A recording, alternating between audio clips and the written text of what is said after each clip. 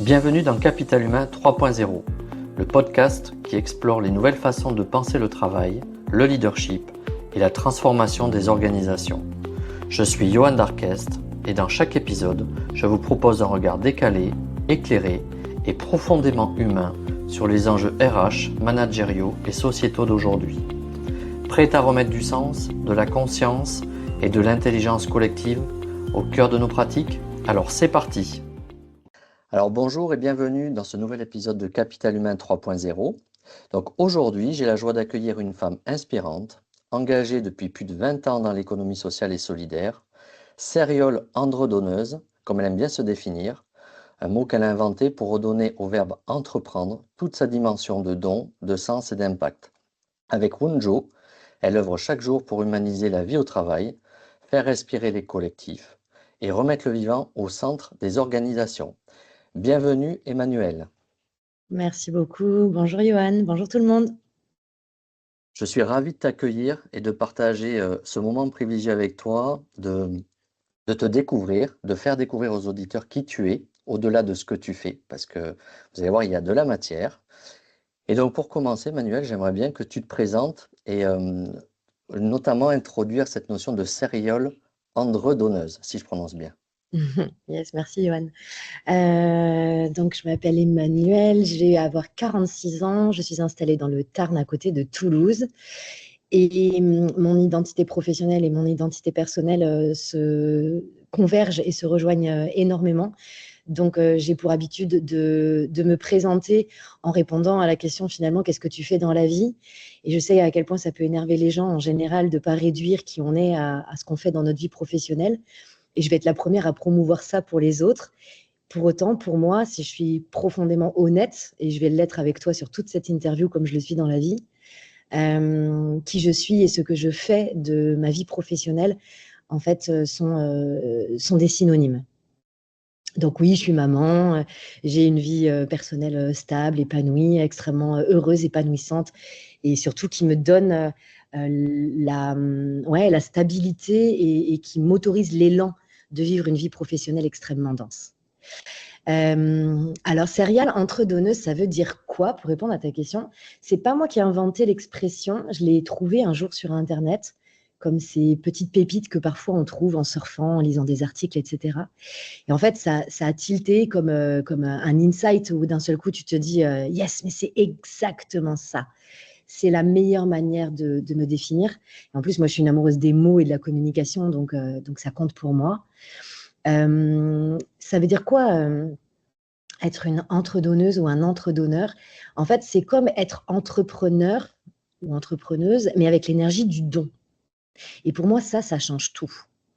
C'est-à-dire que c'est fou et en même temps tellement logique qu'on ait baptisé le métier de créateur d'entreprise, dirigeant d'entreprise, celui qui crée, celui qui va fabriquer, faire exister dans ce monde une intention de produire des biens et des services, qu'on ait baptisé ça entreprendre, c'est-à-dire je prends entre les gens. C'est à la fois dingue parce que c'est tellement éloigné de ma vision de ce métier extrêmement noble et en même temps tellement logique puisque dans le monde capitaliste dans lequel on vit, on est plus en train de se servir dans le vivant, de manière générale, l'environnement et les humains, pour au passage nourrir des intérêts qui sont extrêmement égocentriques. Et je trouve que dans l'entre-don, ce terme, d'ailleurs, j'adorerais qu'il soit davantage employé. Souvent, on m'écrit sur LinkedIn en me disant « J'ai adoré ta façon de te présenter, est-ce que je peux te le piquer ?» J'ai dit « Mon Dieu, c'est plus que du Creative Commons.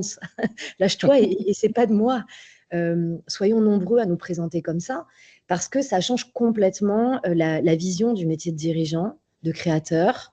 Ça signifie que j'ai l'intention profonde, pour parler en jeu, d'offrir au monde qui je suis, ce que je pense, mon énergie, mon pouvoir d'agir pour transformer ce qui mérite de l'être selon moi.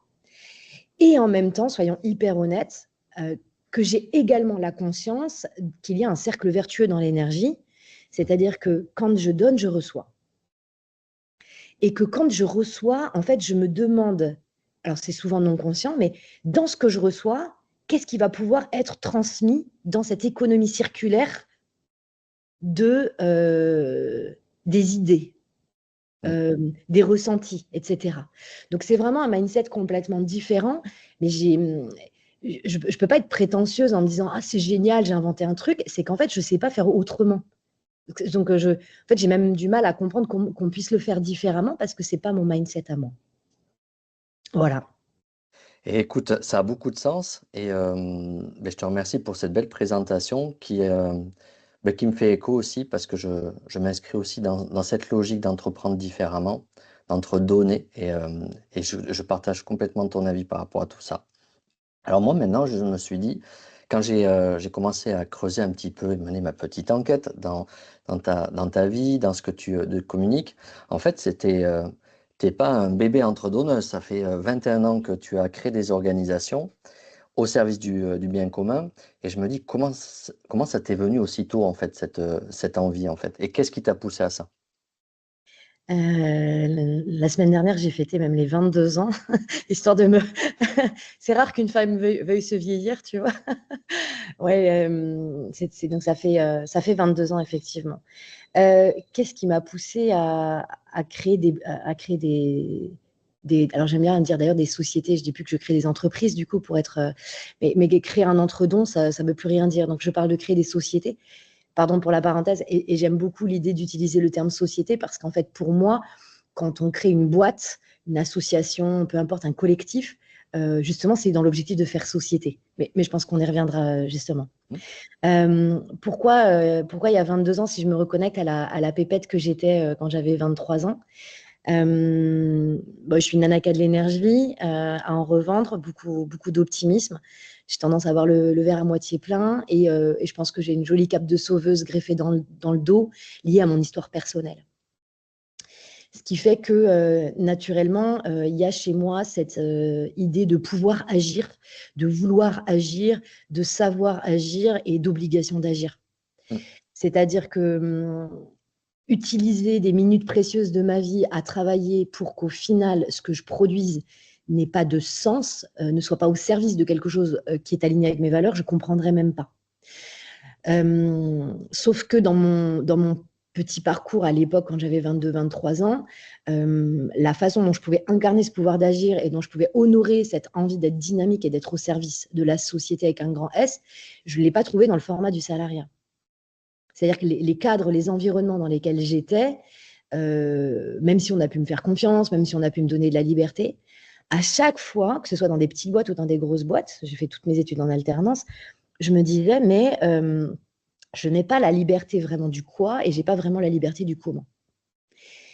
Donc, je dois avoir une bonne part d'enfant rebelle de toute façon, une bonne couche de confiance en moi quand même, parce que j'ai plutôt réussi mon parcours scolaire et mon parcours professionnel quand j'étais voilà, étudiante. Et finalement, je me disais, j'ai un potentiel et j'ai une énergie qui semble rencontrer les besoins de ce monde et les gens qui m'entourent ont l'air de trouver ça chouette, puisqu'à chaque fois on me fait confiance, on me laisse prendre des initiatives, etc. Il ne faut pas que je le gâche. Par contre, je vais le mettre au service de quelque chose qui me cause profondément. J'ai très rapidement rencontré dans mon parcours professionnel quand j'étais étudiante, j'ai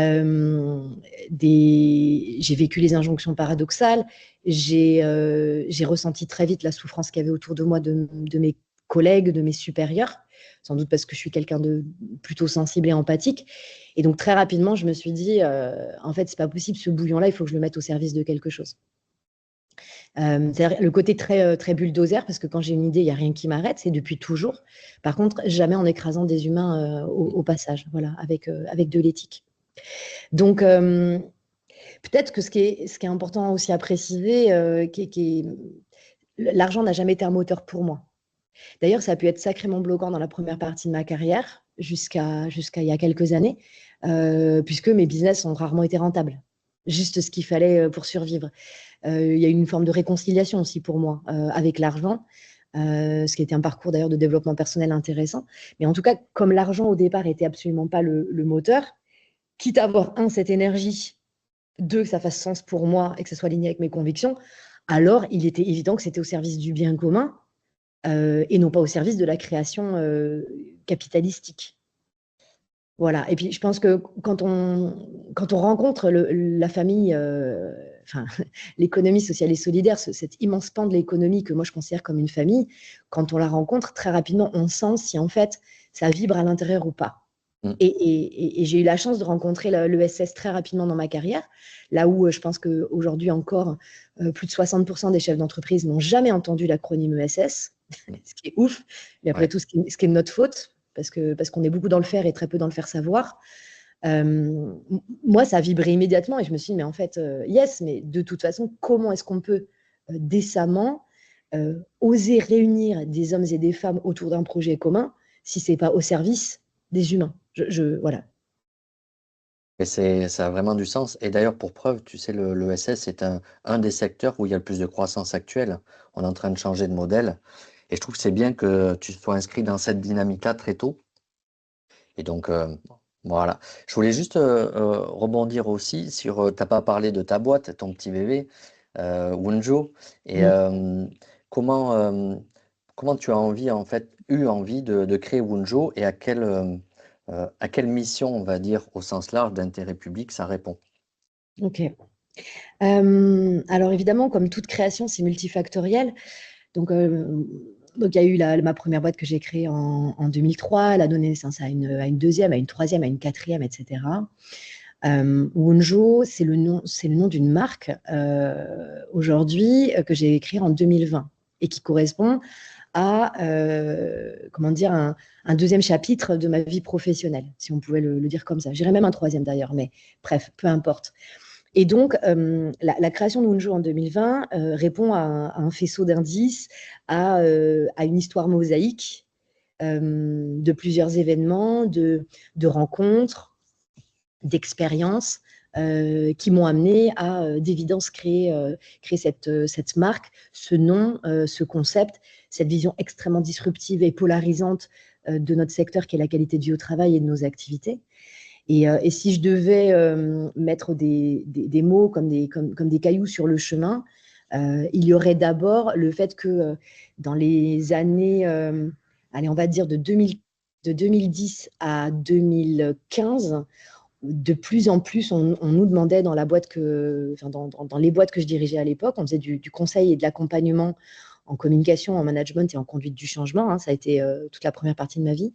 On nous demandait de plus en plus d'accompagner des équipes dans des contextes de transformation dans lesquels j'observais deux choses. La première, c'était un niveau de risque psychosocial élevé, c'est-à-dire du stress, de l'anxiété, de la dépression et du glissement tranquille vers le burn-out. Et la deuxième chose que j'observais, c'était une incapacité à communiquer dans le vrai sens du terme, c'est-à-dire vraiment partager,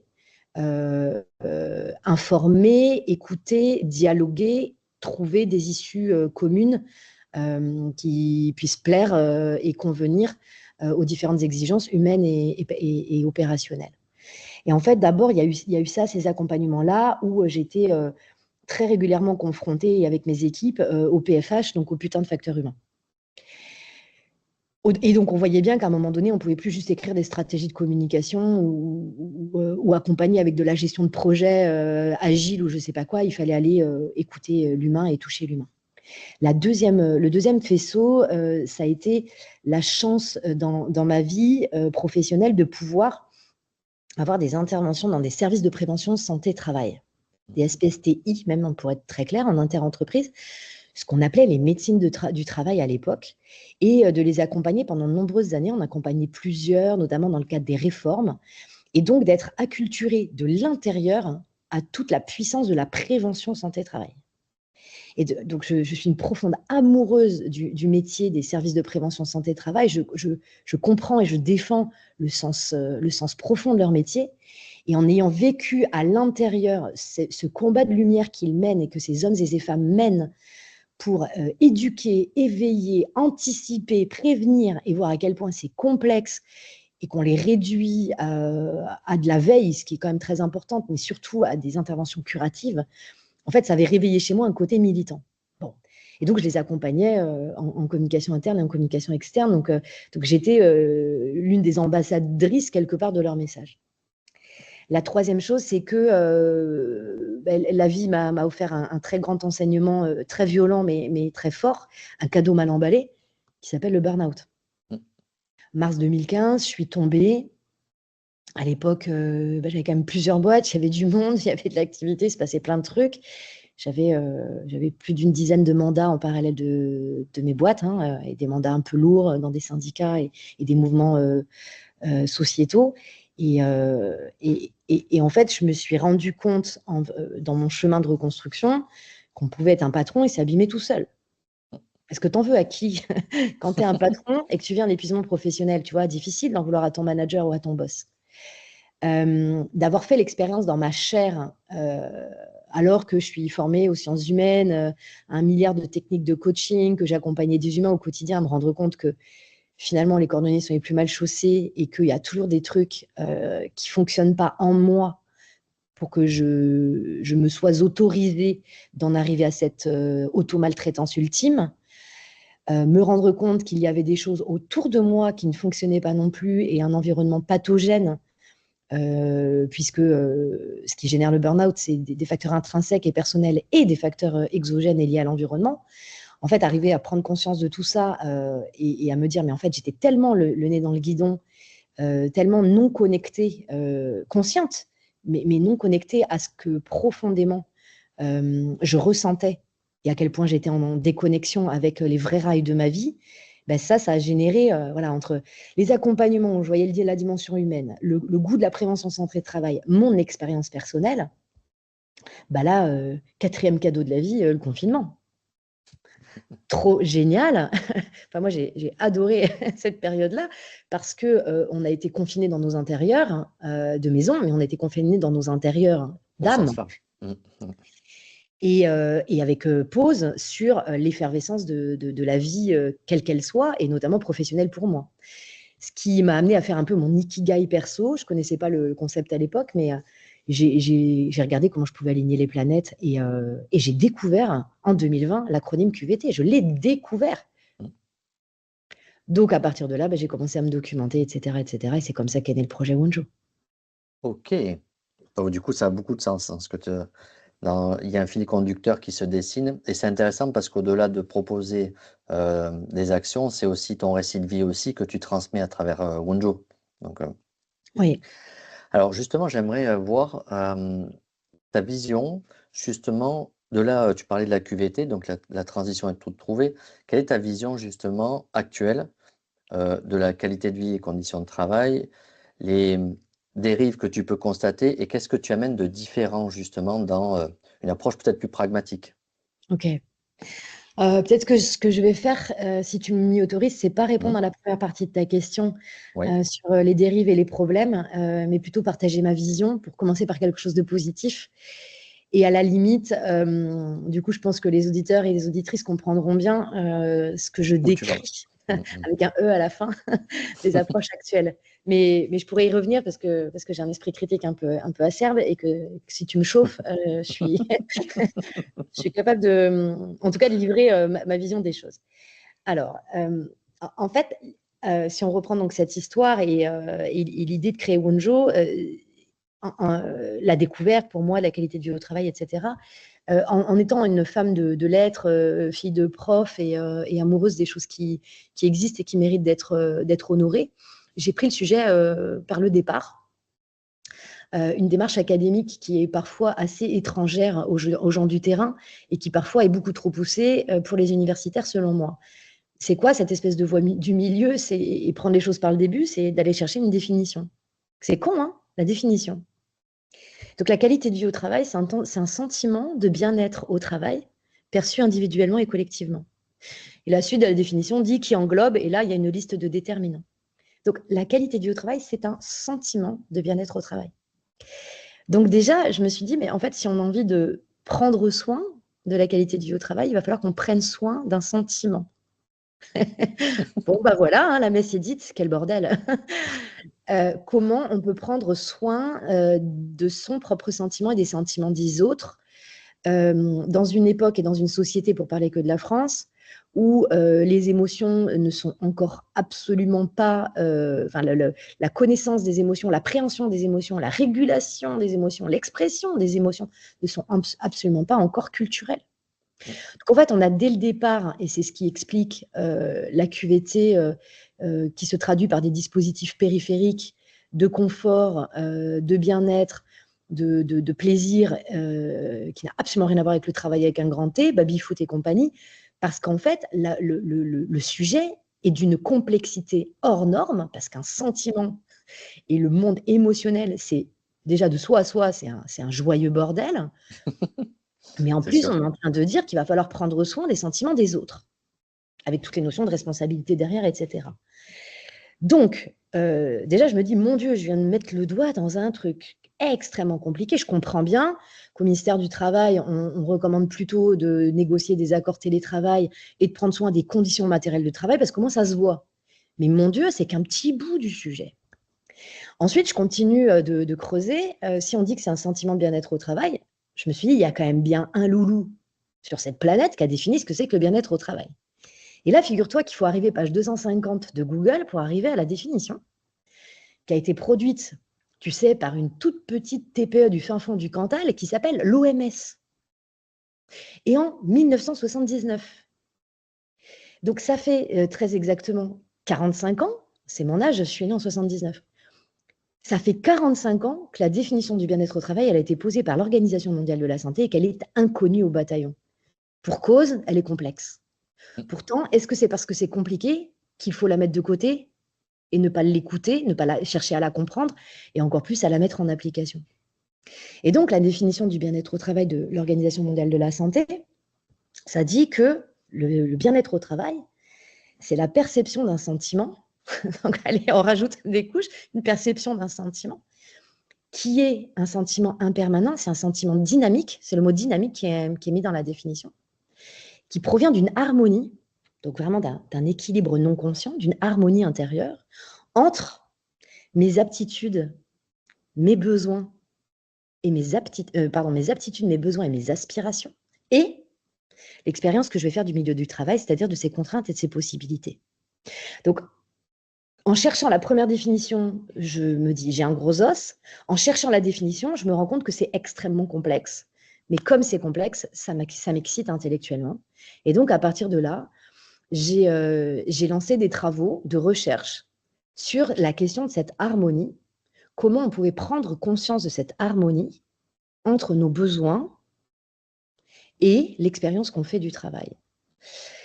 Très rapidement, l'équipe pluridisciplinaire que je réunis, composée de psychologues, d'ergonomes, d'infirmières, de coachs, de RH, de managers, de Madame Michu.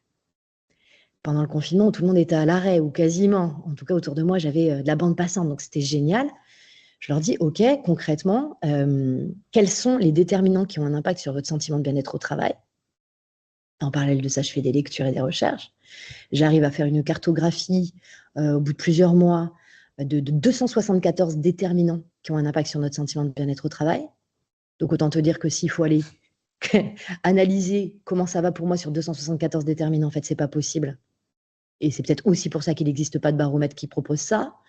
Et la deuxième question que je pose à mon écosystème et sur laquelle on réfléchit, c'est cette histoire de besoins. En fait, c'est quoi les besoins fondamentaux de l'individu au travail? Il doit bien avoir un truc qui modélise. Donc, très rapidement, on a Maslow avec sa pyramide qui n'a jamais été la sienne. Il n'a jamais fait de pyramide, hein, le pauvre Abraham. Mais donc, toute la théorie des besoins fondamentaux, la psychologie humaniste et tous les professionnels qui, par la suite, depuis les années 50 et 70 aux États-Unis, ont travaillé sur la modélisation des besoins. Donc, on travaille là-dessus. Puis, dès qu'on entend besoin, on pense communication non violente. Donc, on embarque aussi, évidemment, des experts de la communication non violente. Et donc, le challenge que je fixe à ce moment-là à l'équipe, c'est je leur dis, voilà, je voudrais que n'importe qui, bac-15, bac+15, soit capable, en moins d'une demi-heure, d'avoir une évaluation complète, précise et profondément sincère de ses propres besoins à l'égard du travail et de ce sentiment d'harmonie qui fabrique le bien-être. Donc ça, c'est le deal en 2020. On arrivera à avoir une validité psychométrique de notre modèle en novembre 2022 et qui prend la forme d'un questionnaire digital en juillet 2023. Donc voilà, c'est un travail avec un processus qui a permis de trouver comment on pouvait cartographier notre recette personnelle du bien-être au travail. Donc, c'est une innovation incroyable ce qu'on a créé. Et d'un autre côté, comme dans la définition, on entend bien que le bien-être, c'est un état perçu. Qui parle de perception dit que pour percevoir quelque chose, il va falloir que la personne concernée le montre, l'exprime, donc l'imprime à l'extérieur, et qu'en face, il y ait quand même bien quelqu'un pour l'écouter. Et c'est là où je reboucle avec mon métier précédent de communication. Puisqu'en fait, si l'humain, il prend conscience de ce qui fabrique son bien-être au travail, mais qui garde sa recette pour lui, qu'il ne la partage pas avec son entourage professionnel, avec son manager, avec ses RH, avec sa boîte, en fait, il ne peut pas décemment et honnêtement réclamer de la bienveillance à son égard puisqu'il n'a pas donné les clés du camion. Donc, il y a une responsabilité personnelle à prendre conscience, à exprimer, puis il y a une responsabilité de la part de l'écosystème de donner les moyens de créer cette grille de lecture et de pouvoir l'écouter et en tenir compte et mettre en place les actions qui vont derrière. D'où la création de notre baromètre qui s'appelle Ma QVT, donc cet outil digital, d'où la création de la fresque de la QVT, qui est un espace de discussion géant permettant de partager notre vécu, notre ressenti et de trouver ensemble des solutions. Alors justement, si on va un petit peu plus loin, dans cette logique-là, qu'est-ce que tu constates dans les organisations? Ça fait un petit moment que tu interviens dans les organisations ou les sociétés, je reprends ton terme, qui je trouve est peut-être plus juste parce que c'est des micro-sociétés dans une grande société où on est. Qu'est-ce que tu remarques comme enjeu actuellement sur la qualité de vie et conditions de travail, les maturités des organisations dans ce sens-là? Et comment tu y réponds avec justement cette innovation? Alors, les enjeux, ils sont pluriels. Il y a des enjeux juridiques, mais j'ai pas du tout envie de t'en parler parce que je trouve ça chiant à mourir. Mhm. C'est une obligation, il y a un code du travail. Enfin, je veux dire, à un moment donné, il y a des règles, il faut les respecter. Je suis personne pour en parler. J'aime juste à rappeler qu'à un moment donné, il y a un cadre parce qu'il y a des déviances dans les comportements et qu'il y a des cadres à respecter. Donc, il y a un vrai enjeu juridique parce que les managers s'exposent. On a vu, là, il y a une jurisprudence qui est tombée avant-hier. J'ai vu. Clairement, aujourd'hui, enfin voilà, c'est quand tu es manager, accroche-toi, quoi. Tes attitudes, tes comportements enfin, c'est très, très sensible. Le métier est très difficile. Donc, il y a des enjeux de conformité réglementaire et juridique. À un moment donné, voilà, arrêtez de faire n'importe quoi, évidemment. Mais je trouve que adresser le sujet de l'humain et de la qualité du travail dans les organisations par l'angle des obligations légales, en fait, moi, ça ne m'amuse pas trop parce que c'est l'énergie de la contrainte, du poids, c'est les il faut, je dois, les opérateurs modaux en PNL. Enfin, moi, personnellement, ça me gonfle. Et pour moi, ça devrait être un socle et non pas un enjeu et un objectif. Bon. Ensuite, on va avoir des enjeux de performance opérationnelle, donc économique et financière, et on va avoir des enjeux de performance sociale, donc de respect de la dignité de l'humain et de la capacité à vivre des expériences ensemble qui soient épanouissantes. Donc pour moi, on a ces deux grands piliers dans les enjeux qu'on peut décliner évidemment, qui aussi vont converger au travers des irritants qu'on entend aujourd'hui tous les jours. Le premier, c'est le recrutement. Mhm. Ok, j'arrive plus à trouver les collaborateurs et les collaboratrices qui vont être les bonnes personnes dans l'équipe. Quand je dis les bonnes, c'est pas un jugement de valeur, c'est l'adéquation. Voilà. Oui. Donc on a des problèmes de recrutement, donc de marque employeur externe et de marque employeur interne, puisque je rappellerai que réussir à recruter, c'est pas juste fanfaronner sur une marketplace, c'est offrir une expérience du travail qui soit à la hauteur de ce qui a été annoncé en termes de promesses dans l'entretien de recrutement et dans la com de recrutement. Donc, évidemment, prendre soin de la qualité de vie au travail et de la qualité de l'expérience collaborateur est la première chose à faire quand on a des problématiques de recrutement, avant d'aller faire de la com externe RH. Donc, on a des enjeux de recrutement. Ce que j'entends le plus, c'est des enjeux de recrutement, des enjeux de cohésion. Là, en ce moment, et depuis, enfin, ça commence à faire un moment, les managers, les patrons, les DRH, ils ne savent plus comment faire pour que les gens s'apprécient et que les relations soient de qualité.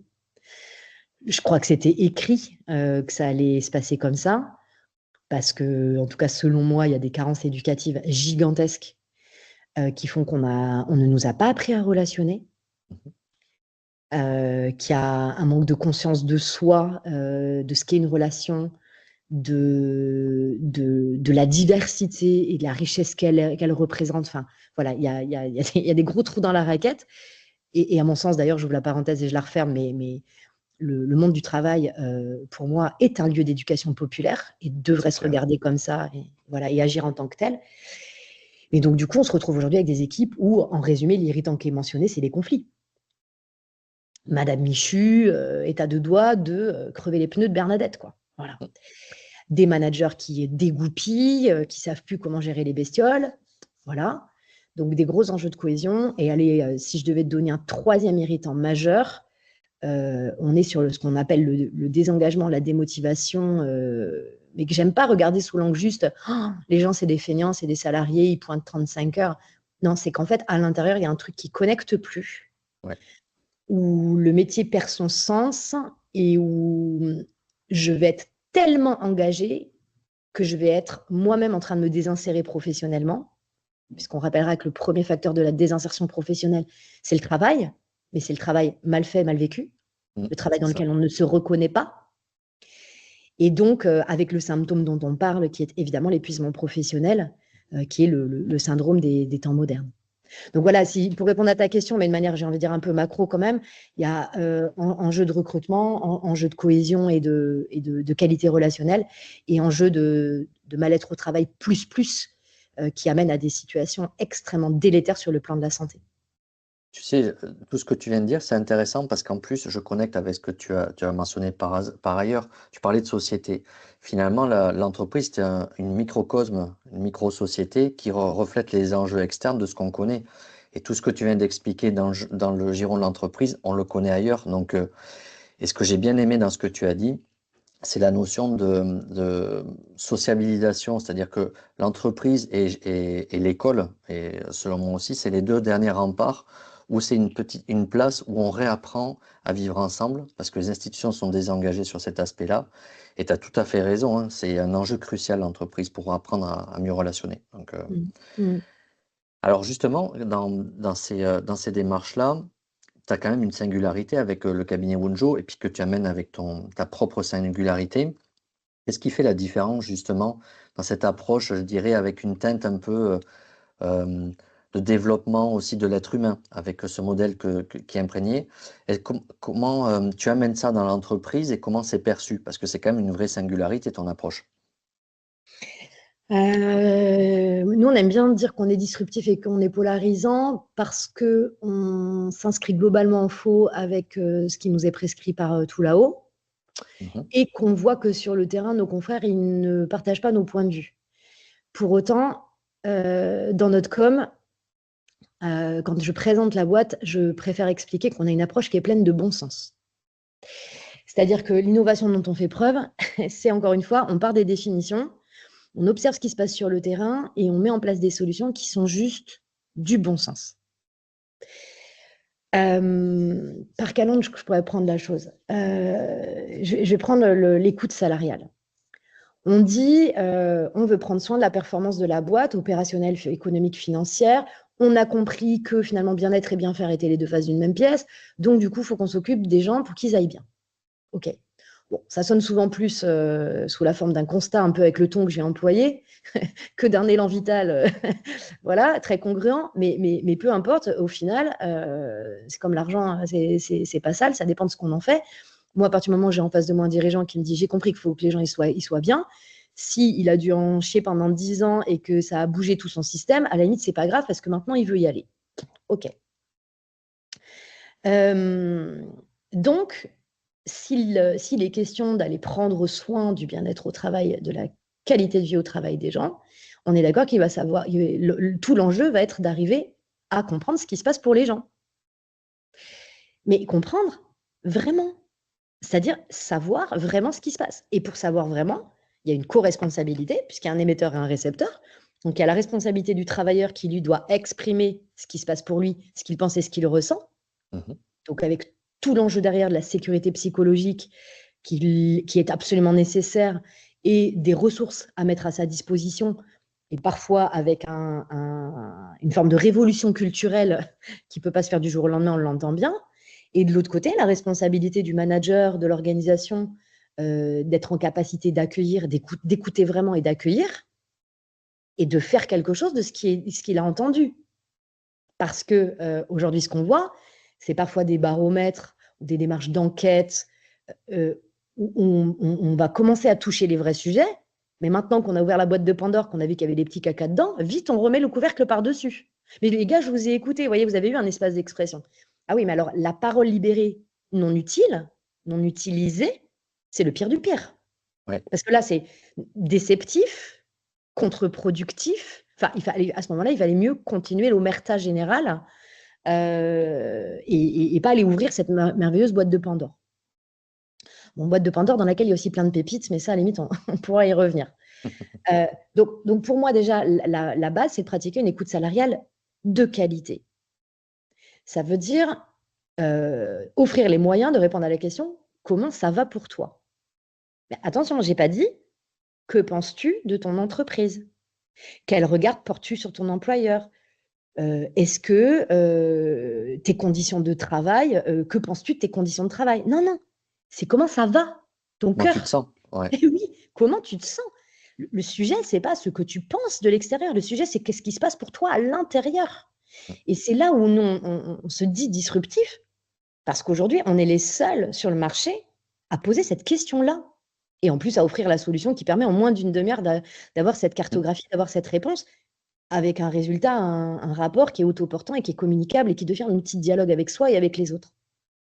Donc, pour moi, c'est ça le vrai sujet, c'est de gagner dans cette compétence incroyable en termes de puissance et tellement catastrophique aujourd'hui, qui est la capacité d'écoute active et d'expression assertive. C'est la clé. Donc on comprend mieux justement cette unicité et ça revient à aussi des enjeux de société, hein, parce que les gens se posent de plus en plus la question de comment je peux exprimer en sécurité une difficulté sans être jugé. Donc on voit bien justement ce que tu apportes avec le cabinet et ton empreinte. Comment tes clients voient en fait ce retour d'expérience de ce que tu apportes? Parce que c'est pas juste de la performance sociale, ça va bien au-delà. Quel retour ils te font sur cette singularité? Bah, c'est un carton plein. Ça peut paraître super Mmh, prétentieux de le dire, mais mmh, je pense qu'il y a un très, très gros biais au départ, parce qu'on est contacté que par des patrons qui ont un cœur à la place du cœur, qui n'ont pas un eh portefeuille. oui. Donc je peux absolument pas dire: «Oui, sur le marché de la qualité de vie au travail, Wunjo est, je sais pas quoi». Non, pas du tout. D'abord, on est un tout petit acteur. Mais par contre, pour la communauté des patrons, bienveillants, et pour moi, la bienveillance, c'est la plus précieuse de toutes les vertus, hein. Donc c'est un mot merveilleux qui a été complètement galvaudé, mal utilisé, mais dans la communauté des patrons bienveillants, ceux qui me contactent, en fait, quand je leur partage notre point de vue et ce qu'on va faire, ils n'imaginent pas qu'on puisse faire autrement. Donc c'est là où ça revient du bon sens, où c'est plus du tout disruptif. Là où par contre on va les amener un petit peu plus loin, c'est que comme on est des acteurs de l'ESS, nous on a ça dans nos gènes, donc le partage de pouvoir et le partage de valeurs, c'est évident. Et patron humaniste et patron de l'ESS, c'est pas forcément la même chose. Oui. Tu peux avoir une boîte dans l'ESS et avoir un niveau de risque psychosocial extrêmement élevé. D'ailleurs, c'est triste, mais c'est souvent le cas, Mmh, mmh. puisqu'on a tendance à sacrifier notre bien-être sur l'autel du sens. Clairement, statut ne fait pas vertu, et on peut avoir des boîtes extrêmement capitalisées et avec une logique financière très forte et avec un climat de compétition qui est extrêmement également protecteur de l'humain. Donc, j'aime aussi désiloter et décloisonner un peu les choses. Voilà. Et donc, quand je disais on pousse encore plus loin, c'est que par exemple, quand on va accompagner une organisation à mettre en place une démarche qualité de vie au travail, immédiatement, on va ouvrir la parole, faciliter l'expression et nourrir une écoute réelle. Puis ensuite, on va renforcer la capacité à agir, c'est-à-dire à transformer, à passer de la prise de conscience à la solution concrète et opérationnelle. Et ça, on va le faire avec un organe de gouvernance qui s'appelle le comité QVT. C'est très prescrit, c'est comme ça qu'il faut faire, c'est super chouette. Sauf que nous, chez Wunjo, notre façon de créer le comité et de l'animer et de lui faire vivre ses premières sessions de travail où il va s'emparer de l'état des lieux et aboutir la feuille de route QVT. Et en fait, ce qu'ils vont vivre entre eux, chez Wunjo, a priori, de ce que j'entends sur le terrain, on le fait de manière complètement différente. Parce que dans ce comité, ce qui est absolument génial, tel que c'est prescrit, c'est qu'on a une représentativité de toutes les populations de l'organisation. Ce qui veut dire qu'on va avoir un ouvrier qui va être, par exemple, avec une N+4. Mhm. Ils ne se sont jamais rencontrés, ils ne se sont jamais adressé la parole. Ils vont se retrouver dans une salle par créneau de demi-journée, régulièrement pendant 6 mois pour qu'on les accompagne, etc. La première séance, c'est à mourir de rire. On est dans Ice Age. Tout le monde se regarde en chien de faïence. Bon, voilà, donc il y a quand même une précommunication au départ avec le sens du projet, etc. Mais globalement, on est sur un collectif d'individualité, on n'est pas sur une équipe. À la deuxième séance, ils sont contents d'être là, ils viennent en avance, ça se fait des blagues. À la troisième séance, quand on fait le tour de table pour savoir comment ça va pour toi, parce que, scoop, on prend soin des membres du comité QVT pour qu'ils puissent prendre soin de... OK, il n'est pas rare qu'on ait des aveux et des livraisons extrêmement sensibles avec des pleurs. Il y a un truc de fou qui s'est créé, une adelphité, c'est-à-dire une fraternité, une sororité ensemble. Il y a une adelphité incroyable qui s'est développée entre eux. Mais parce que le ton d'animation et ce à quoi on va les éduquer, en fait, c'est comme un cheval de Troie, on est en train de mettre des graines en eux d'une nouvelle façon de vivre et de voir le travail, parce que s'ils vivent ça dans le comité, ils vont pouvoir l'essaimer dans leurs services respectifs. Oui, complètement. Et est-ce que justement, il y a une continuité? Parce que la difficulté, par exemple, sur même une grosse PME ou un groupe, est-ce que la duplicabilité de cet état d'esprit, de ce que vous inculquez, elle est relayée sur les managers de proximité et à grande échelle? Est-ce qu'il y a, il y a un ruissellement en fait vertueux qui s'opère? Alors, d'abord, réponse très honnête, j'ai envie de dire que chez Wunjo, on n'a pas suffisamment de recul puisque on a énormément investi en recherche et développement pour façonner notre vision, notre outil, etc. Et donc, on a commencé à déployer nos interventions vraiment sur ce modèle dont je te parle depuis l'été 2023. Donc, en fait, on a 2 ans de recul.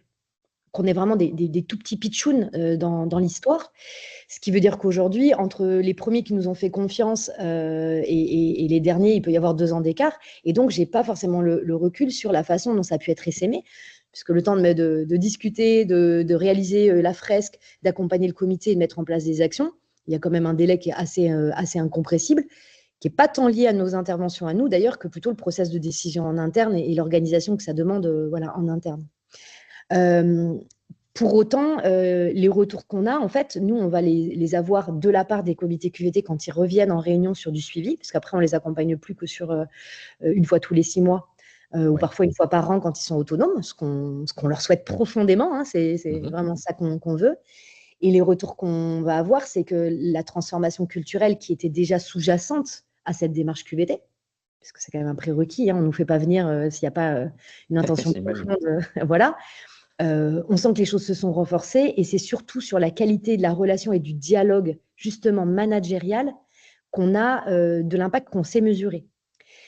Les autres impacts, on va les avoir quand on refait des baromètres donc avec notre outil, puisque les organisations qui nous font confiance, du coup, elles peuvent faire des baromètres très réguliers. Elles peuvent en faire tous les jours si elles le veulent d'ailleurs, de manière illimitée, puisque c'est un outil individuel et un outil collectif. Et donc, on va avoir des indicateurs qu'on va voir bouger, mais qui vont être toujours singuliers par rapport aux irritants et au contexte de l'organisation de départ. C'est-à-dire que je ne peux pas répondre à ta question en disant 24% des organisations qui nous font confiance ont vu évoluer ci ou ça, parce qu'en fait, on ne part jamais du même état des lieux. Ce que je sais, c'est que l'impact de départ qui est de renforcer la qualité des coopérations et d'humaniser la vie au travail, ça, on sait qu'on a des indicateurs qui sont positifs. Mais je serais une menteuse en te parlant avec des pourcentages. Oui, puis c'est tellement complexe à appréhender, il y a tellement de paramètres que finalement, c'est un lancement d'une base, d'un socle, un état d'esprit que vous lancez et qui irradie en fait toute l'organisation quelque part. Et qui s'appuie sur une culture préexistante, encore une fois. Quand je disais que les patrons qui viennent à nous, voilà, c'est des boîtes en général avec des cultures humanistes très fortes. Donc, on ne prétend absolument pas révolutionner leur façon de faire.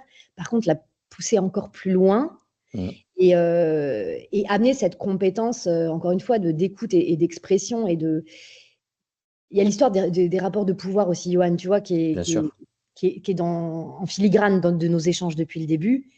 L'un des gros apports qu'amènent nos interventions, c'est qu'on va venir déconstruire des croyances erronées déjà sur le travail, sur le rapport au travail, mais sur le rapport à l'autre. Et notamment, on déteste les rapports on aime les rapports de force, mais on n'aime pas les rapports de pouvoir. Tu vois, chez Wonjo, c'est quelque chose qui est très commun dans notre équipe.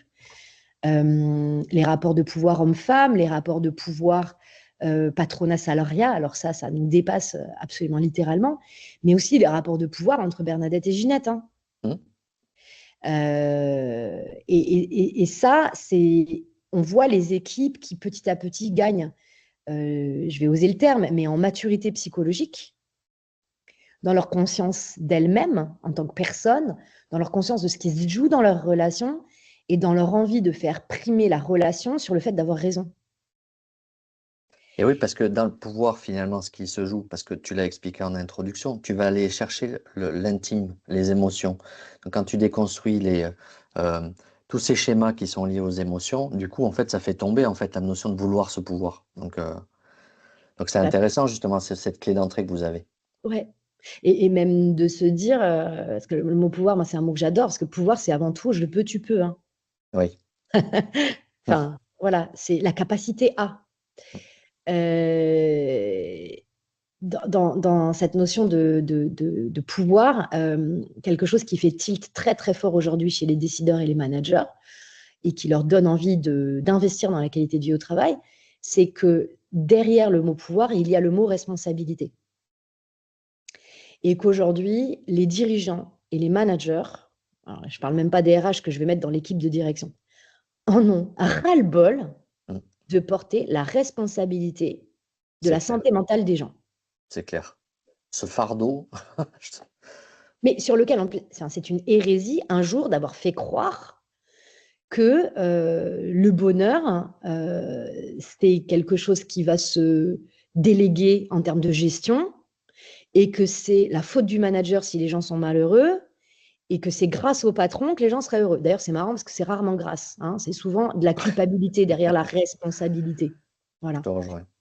Et donc, nous, dans nos interventions, dans ce côté éducation populaire, je te parlais de déconstruire des croyances, etc., on va avoir des plaidoyers affirmés et qu'on fait valider par nos clients avant intervention, bien sûr, hein, pour partager la responsabilité. On va amener cette notion de co-responsabilité. Personne ne peut savoir ce que tu penses, ce que tu ressens et ce que tu vis si tu ne l'exprimes pas. Tu es responsable de ton autodiagnostic et tu es responsable de ta capacité à faire percevoir à l'autre. Et aucun manager ne peut réaliser son exercice professionnel comme il faut s'il n'a pas accès, encore une fois, à ces données d'entrée. Pour autant, le manager, lui, va être responsable d'écouter, de transformer l'état des lieux, encore une fois, en action. Il va aussi être responsable d'aller demander à ceux qui ont le pouvoir de lui mettre à disposition les ressources dont il a besoin. Et c'est là où on a des cascades de responsabilités qui méritent très régulièrement d'être discutées, parce que entre le travail prescrit, le travail réel et le travail perçu, il y a des écarts qui méritent d'être discutés. C'est ça, exactement. Alors, comme on avance un petit peu dans notre interview, moi, j'aimerais faire un retour vers le futur, mes projections vers le futur. Et j'aimerais bien avoir ta vision, en plus avec cette singularité qui te caractérise, de l'évolution sociétale par rapport au regard au travail, justement. Comment tu le vois dans 5-10 ans? Est-ce que tu vois qu'on va aller vers cette maturité de manière accélérée ou est-ce que ça va prendre du temps? Ou est-ce qu'il y a d'autres facteurs qui vont rentrer en jeu avec l'IA, par exemple, tu vois, qui vient donner son petit grain de sel? Comment tu perçois un petit peu cette vision-là? Je ne vais pas tomber dans ma réponse dans le poncif des générations avec une lettre derrière, là. Oui, Ça me gonfle complètement. Alors, ça ne veut pas dire qu'on ne s'en saisit pas d'un point de vue business, hein, des questions qui sont posées sur les générations. Par contre, le point de vue de Wunjo, il est, pour le coup, j'allais dire encore disruptif, mais non, juste plein de bon sens. On vit des époques différentes. Donc, forcément, on est des personnes différentes. Mais on peut avoir 50 ans et fonctionner comme un jeune de 17 aujourd'hui si on prend les dénominateurs communs qu'on aime ériger comme étant comment fonctionne la génération bidule. Pour répondre à ta question, bon, d'abord, je ne sais pas qui je suis pour parler de prospective du Future of Work. Moi, tout ce que je peux répondre à ça, c'est ce que je ressens comme étant un réveil sociétal, avec un Covid qui a été un accélérateur, à mon sens, extrêmement vertueux, pour redonner de la place dans notre vie avec un grand V, à honorer la préciosité de la vie qui coule en nous. Ce que je veux dire par là, c'est que là où la génération de mes parents, et j'ai presque envie de dire même la mienne et la tienne, on nous a beaucoup appris que travailler, c'était ce qui permettait de vivre, mais que le travail, c'était la vie, et qui est encore une fois une croyance en laquelle dont je suis aficionado et qui me va bien, mais au moins c'est une décision éclairée, c'est un vrai choix. Aujourd'hui, ce qu'on voit, et encore une fois chez Madame Michu de 55 ans, comme chez le jeune de 18 ans, c'est qu'on n'a aucun problème avec le travail. On a un problème avec le travail qui fait souffrir. Donc, quand j'entends les gens qui disent oui, mais de toute façon, il n'y a plus le goût du travail, il n'y a plus la valeur travail. Alors, déjà, le travail n'a jamais été une valeur, déjà, pour commencer. Mais le goût du travail, c'est complètement faux. Toutes les analyses statistiques qui sont faites disent bien que les jeunes aiment travailler et veulent travailler. C'est juste qu'ils ne veulent plus souffrir quand ils travaillent. Mais en fait, juste merci, quoi. What the fuck, diraient certains. Ou d'autres, what else. Peu importe comment on l'exprime, mais en tout cas, mais bien sûr. Et en fait, c'est ça que les nouvelles générations sont en train de nous renvoyer dans le visage. Et toutes ces personnes qui font des burn-out à 40, 45 ans ou qui vivent des dépressions profondes et qui changent complètement, radicalement de vie professionnelle, c'est qu'il y a juste l'envie d'honorer la définition de base du travail. Tu vas me trouver fatigante avec mes définitions. Non? T'aimes ça? Bon. Je dis non parce que les gens, ils vont nous écouter, ils voient pas ton visage alors que moi, je sais. Je confirme, j'aime bien et surtout que ça a du sens. Donc, c'est pour ça. Bah, en fait, ça pose la question de départ de c'est quoi le travail? Et donc, du coup, c'est quoi le travail pour moi? Mais c'est quoi le travail? Encore une fois, il y a une définition officielle dans le Larousse, etc. Moi, j'adore utiliser la définition philosophique du travail. Le travail, c'est l'ensemble des activités par lesquelles l'être humain satisfait ses besoins et transforme la réalité. L'ensemble des activités, donc on est vraiment dans du faire, par lesquelles l'être humain, puisque le guépard, il ne travaille pas, si tu veux, lui, il s'en fout, c'est une invention de l'humain, cette histoire, satisfait ses besoins, donc tu me vois venir avec mes gros sabots, encore une fois, qui a concrètement une bonne conscience et une bonne vision de ses besoins, c'est un travail qu'on n'a jamais fait sur soi, bon voilà, et qui permet de transformer la réalité. Et quand on dit transformer la réalité, je ne suis pas que sur ONG ou je ne sais pas quoi, c'est quand je travaille, je transforme ma réalité. C'est-à-dire que je passe, par exemple, de demandeur d'emploi à quelqu'un qui a un statut dans cette société, parce qu'aujourd'hui en France, si tu ne travailles pas, tu es personne. Voilà, c'est l'état des lieux. Je transforme ma réalité en prenant un emploi, mais puis je vais transformer ma réalité en grimpant dans l'échelle sociale avec de la mobilité interne et en ayant de plus en plus un statut avec un poste, etc. Puis le salaire qui va avec, puis donc du coup les conditions de vie qui vont avec, etc. Puis je vais transformer ma réalité aussi parce que je vais me transformer en travaillant. C'est-à-dire que je vais aller explorer des facettes de moi que je ne connaissais pas, je vais me challenger, je vais m'observer fonctionner dans une relation, par exemple, dysfonctionnante avec mon manager. Je vais me voir m'emballer comme une dingue en réunion de copil sur un projet qui n'est pas du tout mon métier et sentir qu'il y a un truc qui vibre à l'intérieur de moi. Et donc, je vais transformer ma réalité, mais puis je vais aussi avoir un impact sur mon environnement, transformer leur réalité, leur façon de voir et de vivre la vie. Je vais transformer la réalité des bénéficiaires, puisque quand je travaille, nécessairement, je produis des biens, des services qui ont une utilité pour quelqu'un, sinon on ne serait pas en train de le faire.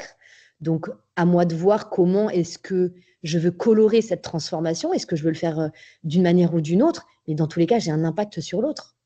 Donc, pour moi, le futur du travail, c'est déjà, à mon sens, en tout cas, c'est mon combat militant, que le travail honore sa promesse, c'est-à-dire celle de transformer la réalité, de nourrir les besoins des humains, donc d'être un travail émancipateur, d'être une activité qui permet de se réaliser, de s'épanouir, mais alors quelque forme que ça prenne, si c'est avec une IA généralisée qui éteint la pénibilité du travail d'un point de vue physique, alléluia. Si elle peut diminuer la pénibilité émotionnelle et psychologique, alléluia, aucun problème avec ça. Si c'est avec des personnes qui, demain, auraient des emplois qui ne seraient plus que sur du live et de la facilitation et du brainstorm et et du débat citoyen et qui seraient payés par la cité pour faire ça, plutôt que par des sociétés capitalisées, encore une fois, et qu'on en ait d'autres qui soient plutôt des œuvriers, c'est-à-dire qui utilisent leurs mains pour produire avec de la noblesse, parce que je ne crois pas que demain, les carottes, elles vont se fabriquer toutes seules quand même avec de l'IA, tu vois. Je ne sais pas si c'est ça demain, un monde, j'ai envie de dire, d'intellectuels socio-génératifs et de l'autre côté des hyper-manuels qui produisent ce qui permet de nourrir le bas de la pyramide qui n'a jamais existé, je le rappelle. C'est OK, tu vois. Je ne sais pas à quoi ça va ressembler. Je peux juste émettre le vœu tiens, par exemple, pour finir sur un truc très égocentrique, quand moi je dis que je travaille 12 heures par jour et qu'on me dit « Oh, ma pauvre !» que les gens me disent « Waouh, c'est quoi l'impact que tu crées avec ça? Quel sens ça a pour toi ?» Voilà. Donc un monde plus de conscience justement sur ces nouveaux enjeux d'épanouissement quelque part dans le monde du Mmh. travail. Mmh. Donc ça a peut-être amené notre collectif, hein, je pense en termes sociétal, à ouvrir, passer un palier de conscience, c'est ça? Ouais, c'est exactement ça. Bon, en tout cas, c'était, très, très riche d'enseignements, Emmanuel. Franchement, enfin, moi, j'ai pris beaucoup de plaisir à t'écouter. En plus, tu es une femme très engagée. On le sent, on parlait d'émotions. Alors, vous voyez pas Emmanuel, moi, j'ai eu le plaisir de la voir et du coup, on voit, en fait, qu'elle est vraiment, c'est avec ses tripes que tu parles et Mmh. ça fait du bien parce que moi, c'est ma petite vision aussi. Je trouve que si on remet de l'authenticité, parler avec nos tripes, nos cœurs, assumer nos émotions, heu, décristalliser tout ça, ben on va aller peut-être un peu plus loin parce qu'on va peut-être mieux se connaître et parler de manière plus authentique, je pense que c'est la clé donc et ça tu l'as fait, tu as fait ce bel exercice aujourd'hui et beh, je te remercie infiniment Emmanuel. Merci à toi, Johan, pour la qualité de tes questions, ton accompagnement, ton regard soutenant, tes feedbacks que nos auditeurs n'ont pas vus et qui m'ont donné tu sais, la permission, là, la fameuse règle des 3 P, Mmh. de me sentir à l'aise et puis d'oser partager, tout simplement, sans filtre. Beh, merci infiniment et je remercie à tous les auditeurs qui nous écoutent, qui t'ont écouté et je vous donne rendez-vous pour de nouvelles aventures, nouvelles personnalités, nouvelles visions et voilà, c'est tout l'esprit de ce podcast. Merci Emmanuel, je te dis à très bientôt. À bientôt, Johan. Salut. Merci d'avoir écouté cet épisode de Capital Humain 3.0. Si ce contenu vous a plu, je vous invite à vous abonner sur votre plateforme préférée et à laisser un avis ou un commentaire. C'est le meilleur moyen de soutenir le podcast et bien sûr de le faire rayonner. Vous pouvez aussi retrouver tous les épisodes sur Ocha via le lien en description. Et si vous souhaitez réagir, proposer un thème ou intervenir dans un prochain épisode, contactez-moi directement sur LinkedIn. À très bientôt pour un nouveau voyage au cœur du capital humain.